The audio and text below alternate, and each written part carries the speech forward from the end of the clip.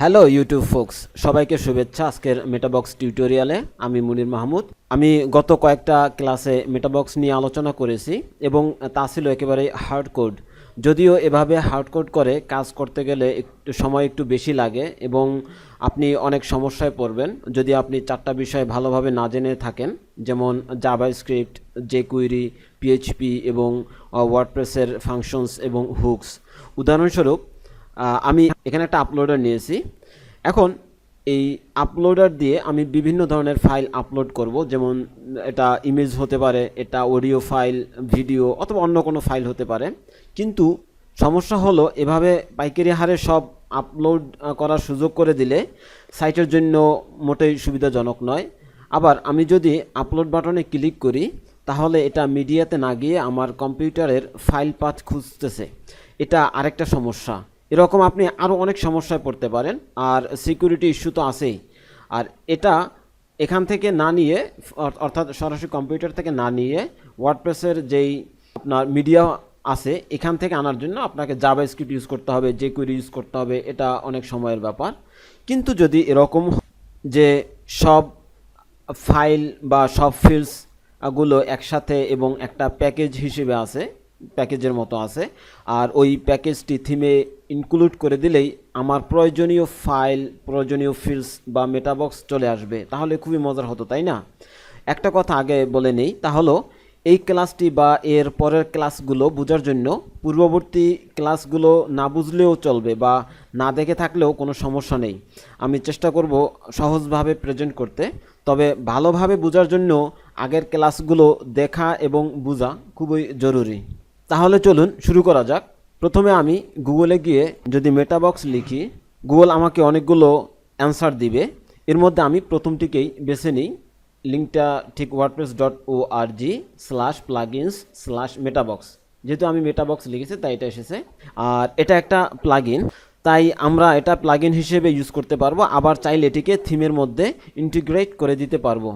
তো এটা ইউজ করার আগে এর ফিচার সম্পর্কে আমাদের একটু জেনে নেওয়া দরকার এবং প্লাগইনটি কিভাবে ইউজ করতে হয় তাও জেনে নিব। তবে সর্বপ্রথম আমাদের জেনে নেওয়া উচিত যে আমরা প্লাগইনটি থিমের মধ্যে ডিরেক্টলি ইন্টিগ্রেট করতে পারবো কি না। যেহেতু প্লাগইন, তাই প্লাগইন হিসেবে ইউজ করলে তেমন কোনো সমস্যা হবে না। এটা জানার জন্য আমি আবার গুগলে গেলাম এবং গুগলে গিয়ে আমি যদি লিখি ইন্টিগ্রেট মেটাবক্স প্লাগইন ইনটু থিম, এবং এখানে একটা লিঙ্ক আছে, আমি এটাতে চলে যাই। এখানে টাইটেলে বলা আছে, টাইটেল দেখে বুঝতে পারতেছি যে আসলে এটা ব্যবহার করতে পারবো কিনা, include metabox plugin in themes plugins করার সুযোগ আছে কিনা। আর নিচের অংশটুকু যদি দেখি, it's highly recommended not to include the plugin directly inside a WordPress theme or plugin. অর্থাৎ সরাসরি ওয়ার্ডপ্রেস থিম অথবা প্লাগইনে আমরা যাতে এটা ইউজ না করি। আমরা যাচ্ছি যে সরাসরি থিমে ইন্টিগ্রেট করতে, আর মেটাবক্স প্লাগইন এই সুযোগটা দিচ্ছে না। এবং চাইলে করতে পারবো, তবে এখানে অনেক কাজ করতে হবে, অনেক সময় নিয়ে এটাকে মডিফাই করতে হবে, এডিট করতে হবে, তারপর আমরা ইউজ করতে পারবো। তো আমরা সেদিকে যাব না। আর কেন ইউজ করতে পারবো না, এর জন্য এখানে কয়েকটা পয়েন্ট বলা আছে, আপনারা এটা একটু কষ্ট করে দেখে নেবেন।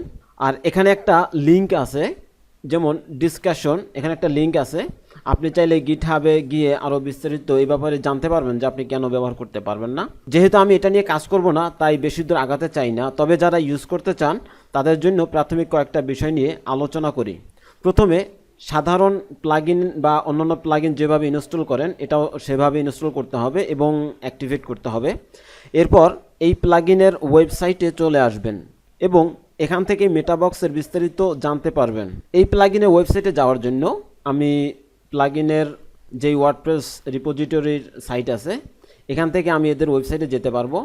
এখান থেকে যদি আমি যাই সি মোর ডকুমেন্টেশন হিয়ার, এখানে গেলে metabox.io/doc এই সাইটে আমাকে নিয়ে আসবে। যেহেতু আমি এখান থেকে বেসিক বা কাজ শুরু করব, তাই আমি প্রথমে গেটিং স্টার্টেড এখানে ক্লিক করি, অথবা বেসিক এখানেও ক্লিক করতে পারি। আমি গেটিং স্টার্টেডে ক্লিক করলাম। এরপরে এখানে মোটামুটি কীভাবে ইউজ করব সব কিছু বলা আছে। Firstly you should start with demo.php, অর্থাৎ প্রথমে আমি ইনস্টল করার পরে সব কাজ শেষ করার পরে demo.php একটা ফাইল আছে, সেটাকে এই ফাইল দিয়ে আর কি কাজ শুরু করতে হবে। এটা ডাউনলোড করব কোথা থেকে? বাই ডাউনলোডিং ইট হিয়ার, এখানে একটা লিঙ্ক আছে, আমি এখান থেকে ডাউনলোড করতে পারবো। আর এই ফাইলটিতে যত স্ক্রিপ্ট আছে সব স্ক্রিপ্টগুলো কিভাবে ব্যবহার করতে হয় সবগুলো কমেন্টে বলা আছে, তো আমরা এটা দেখে নিব। এখানে যদি আমি ক্লিক করি তাহলে গিটহাবের একটা পেজে নিয়ে আসবে। সম্পূর্ণ কোডটুকু আমাকে কপি করতে হবে, অথবা রোতে ক্লিক করে কিবোর্ড থেকে কন্ট্রোল-A সম্পূর্ণ সিলেক্ট করে কন্ট্রোল-C কপি করে নতুন একটা ফাইল ক্রিয়েট করতে পারে, অথবা এখান থেকে রাইট বাটনে ক্লিক করে সেভ অ্যাজ। এরপর আমি যে কোনো একটা নাম দিয়ে .php এবং শেষের .txt কেটে দিই। এরপরে আমি সেভ করব। সেভ করে আমার থিমে ইনক্লুড করে দিতে হবে। সেটা কিভাবে ইনক্লুড করব, এখানে বলা আছে কপি, অর্থাৎ এটা ডিরেক্টরি, এরপরে ফাইলের নাম আপনি যেই ডিরেক্টরিতে রাখবেন সেই ডিরেক্টরি নেম দেবেন, এরপর ফাইলের নাম দিবেন, আর ওই ফাইলটা functions.php-তে ইনক্লুড করে দিবেন যাতে থিম বুঝতে পারে যে নতুন একটা ফাইল চলে আসছে। এরপরে যদি আপনি রিফ্রেশ দেন পেজ অথবা পোস্টে গিয়ে, ওখানে যেভাবে দেখা যাবে তার একটা স্ক্রিনশট এখানে ওরা দিয়ে দিয়েছে। মোটামুটি এরকম একটা অবস্থা আপনি দেখতে পারবেন পেজে এবং পোস্টে। চলুন মূল আলোচনায় ফিরে যাওয়া যাক, যেটি আজকে আলোচনার বিষয় হিসেবে বেছে নিয়েছি। এরকমই আরেকটা প্লাগইন যেটা আমরা ইউজ করব এবং এটা খুব সহজে ইউজ করা যায়, থিমে অথবা প্লাগইনে ইন্টিগ্রেট করে দেওয়া যায়, এতে কোনো সমস্যা হয় না। এই প্লাগইনটির নাম হচ্ছে CMB2।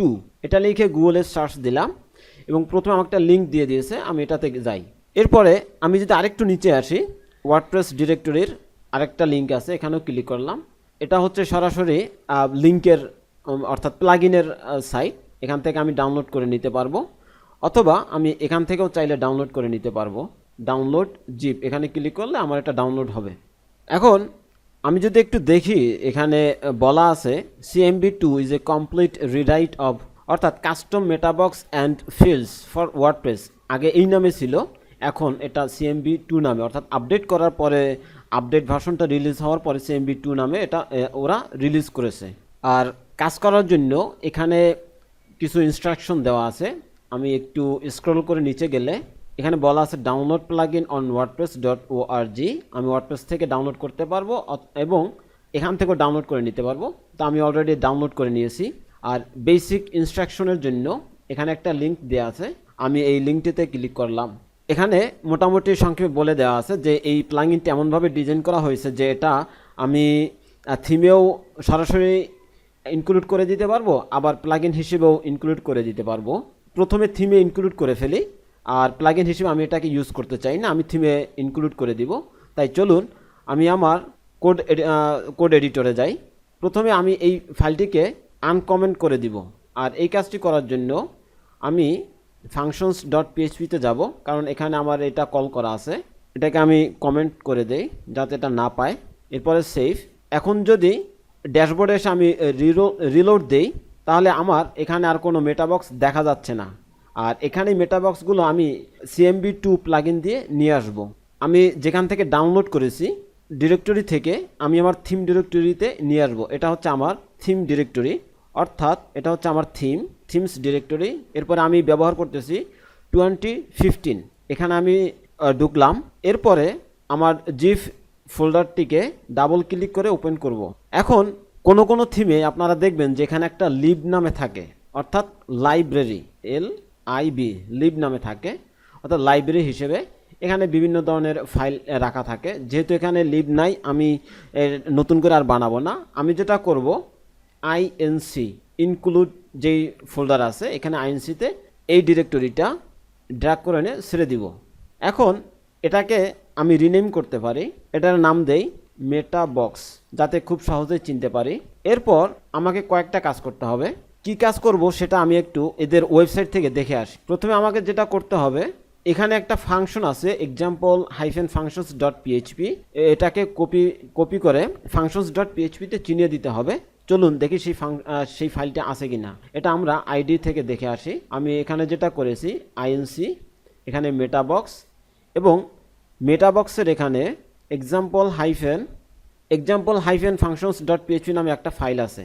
তো আমরা যেটা করব, সরাসরি এই ফাইলটিকে এডিট করব না, এই ফাইলটি এখানে যেভাবে আছে সেভাবেই থাকবে। আমি আবার INC-তে গেলাম, মেটাবক্স, এবং এটার একটা ডুপ্লিকেট ফাইল তৈরি করি এবং এটার নাম দেই মেটাবক্স। আর এই ফাইলটিকেই আমাকে ফাংশনে চিনিয়ে দিতে হবে। তো আমাকে যে কাজটি করতে হবে, ফাংশনস ডট পিএইচপির একেবারে নিচে গেলাম, এখান থেকে একটা লাইন আমি কপি করে দেই। এরপরে আমার প্রথম ডিরেক্টরির নাম হচ্ছে আইএনসি, এরপর মেটাবক্স নামে একটা ডিরেক্টরি আছে, অর্থাৎ এটার মেইন ডিরেক্টরি, এই নামটা আমাকে এখানে দিয়ে দিতে হবে। আমি ওই নামটা এখানে দিয়ে দিলাম, এরপরে একটা স্ল্যাশ, এরপর মেটাবক্স ডট পিএইচপি নামে আমি ফাংশনসগুলো নিয়েছি। এখন যদি আমি ড্যাশবোর্ডে এসে রিলোড দেই তাহলে কি কিছু দেখতে পাবো? কিন্তু না, এখানে কোনো কিছুই আসলো না। এখন আমাকে আরেকটা কাজ করতে হবে, তা হচ্ছে এই মেটাবক্স প্লাগইনের মধ্যে আরেকটা ফাইল আছে init.php, আমাকে এই ফাইলটি এখানে কপি করে দিতে হবে init। এখন যদি আবার রিলোড দেই, এখন আমি এখানে রিলোড দেওয়ার পরেও আমার কোনো ফিল্ড, মেটাবক্সের কোনো ফিল্ড আসেনি। এর কারণটা একটু দেখে আসি। আমি এখান থেকে মেটাবক্স ডট পিএইচপি যে ফাইলটি ফাংশনসে ইনক্লুড করে দিয়েছি সেই ফাইলটি ওপেন করলাম। এখানে যদি আমি একটু দেখি, অর্থাৎ আমার মেটাবক্সগুলো পেজে অথবা পোস্টে কল করা আছে, সেটা আমি একটু দেখে নেই। আমি একটু নিচে স্ক্রল করলে এখানে লেখা আছে পেজ, তার মানে আমাকে পেজে যেতে হবে যে আমার এটা কাজ করছে কিনা সেটা দেখার জন্য। আমি একটা নতুন একটা পেজে গেলাম, অ্যাড নিউতে। এরপর স্ক্রল করে যদি নিচে আসি, তার মানে এখানে আমি দেখতে পাচ্ছি যে আমার মেটাবক্সগুলো একটার পর একটা চলে আসছে। অর্থাৎ এখানে মোটামুটি যেগুলো ব্যবহার করা যাবে প্রায় সবগুলোই এখানে দিয়ে দেওয়া আছে, এবং এটা দেখে আমরা ব্যবহার করতে পারবো। কিন্তু আমি যে কাজটি করলাম এই কাজটি কিন্তু ওদের ইনস্ট্রাকশন অনুযায়ী কাজটি করিনি।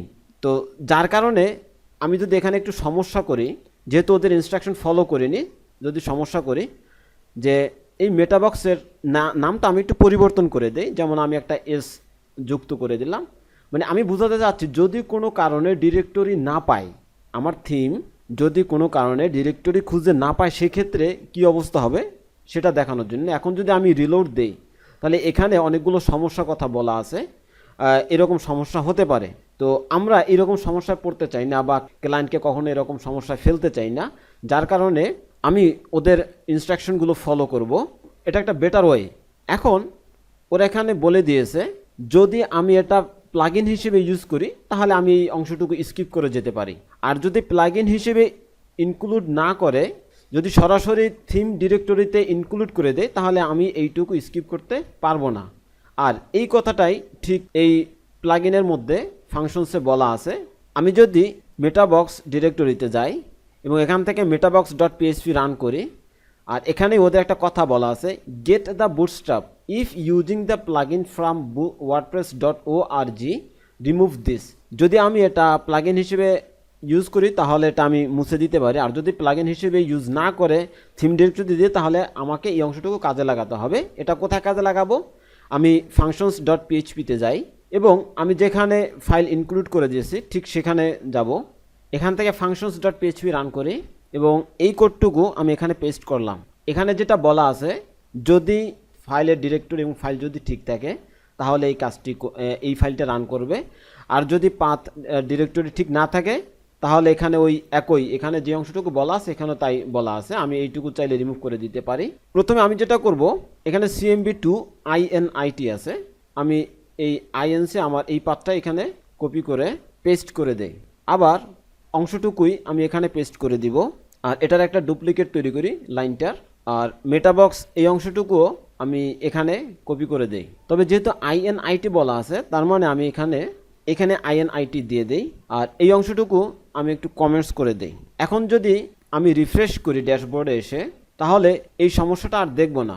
এখন রিফ্রেশ দেওয়ার পরে আমরা কিন্তু সেই আগের ইররগুলো দেখতে পাচ্ছি না, আর মেটাবক্স কিন্তু দেখতে পাচ্ছি না। তার কারণ হচ্ছে আমরা মেটাবক্সের নামটাকে রিনেম করে দিয়েছিলাম। এখন যদি এই এসটাকে তুলে দেই আবার রিফ্রেশ দেই তাহলে আমাদের মেটাবক্সগুলো আবার দেখতে পাবো।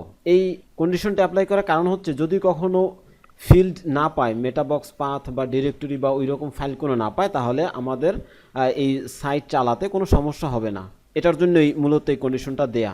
এখন এখানে আরেকটা কাজ, তা হচ্ছে পিএইচপি ডেলিমিটারের পর থেকে নিয়ে প্রায় এই পর্যন্ত, অর্থাৎ এই হুকটি কল করার আগে cmb2 init এই হুকটি কল করা পর্যন্ত আমি এই অংশটুকু ডিলিট করে দিব। আর আপনারা দেখে নিতে পারেন এর লাইন নাম্বার 66 নম্বর লাইন এই পর্যন্ত আপনারা ডিলিট করে দিতে পারেন। এখন আমি সেভ দিলাম, ড্যাশবোর্ডে এসে আবার রিলোড। তার মানে আমি অংশটুকু ডিলিট করে দেওয়ার পরেও এই সবটুকুই ঠিক আছে। তো বন্ধুরা, আমরা মেটাবক্স কিভাবে ইনস্টল করতে হয় এর মোটামুটি আলোচনা করেছি। বাকি অংশগুলো আমরা সামনের ক্লাসে দেখব। আর আপনারা মোটামুটি এখান থেকে এটা দেখে যদি বুঝতে পারেন সেক্ষেত্রে ভালো, দেখে দেখে একটু আগাবেন। কিভাবে এখান থেকে থিমে আউটপুট দেখাবেন, এখানে বলা আছে ডিসপ্লে দ্য মেটা ডেটা, কীভাবে ডিসপ্লে করবেন, ইউজাররা কীভাবে দেখবে, থিমের মধ্যে কিভাবে দিবেন, তারপরে লুপের মধ্যে কিভাবে দিবেন, সব কিছু এখানে বলা আছে। আপনারা একটু প্র্যাকটিস করলেই পারবেন। তারপর আমি পরবর্তী ক্লাসে এটা নিয়ে আলোচনা করব। তো আজ এ পর্যন্তই, সবাই ভালো থাকবেন।